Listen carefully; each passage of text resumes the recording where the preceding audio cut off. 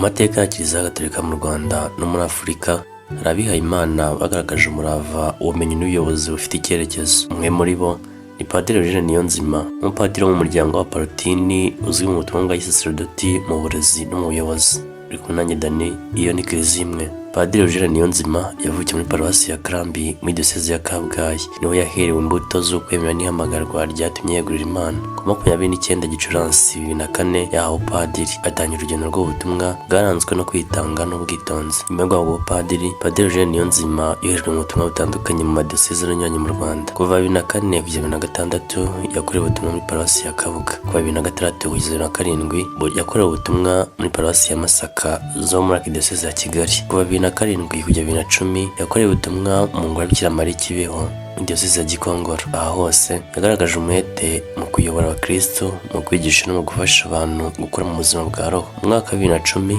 Padiri Eugene yagiye i Roma kwiyungura ubumenyi. Yize muri Pontifical Gregorian University, imwe muri kaminuza zikomeye za Kiliziya ku isi. Kwezi kwa Kamena 2015 yahawe impamyabumenyi y'ikirenga doctorate cyangwa se doctora mu bijyanye na spiritual theology, ibintu byamuhesheje ubushobozi bukomeye mu kwigisha no mu guherekeza abantu mu buzima bwa roho. Padiri Eugene Niyonzima ntiyagarukiye mu Rwanda gusa, yakoze ubutumwa bukomeye muri Repubulika na Demokarasi ya Congo, aho ayobeye Centre Parental de Formation Keshero Goma, yigishije teolojiya muri Institut Saint Jean Paul de Buhimba Goma. Yanabaye umuhuzabikorwa w'amahugurwa y'Abaparutini muri Afurika, ndetse akorana n'umunyamabanga bashinzwe amahugurwa mu ntara y'umuryango mutagatifu. Mu mwaka wa 2017 Padiri Eugene Niyonzima yatoreye ko umuyobozi w'Abaparutini mu ntara y'umuryango mutagatifu mu gihe kingana manda y'imyaka 3. Manda ya mbere yatangiye na 17 isoza 2020. Manda ya kabiri yatangiye ku itariki 29 Mutarama 2020 ayisoza ku itariki 29 Mutarama 2023. Nyuma y'izo manda zombi yatorewe ku nshuro ya gatatu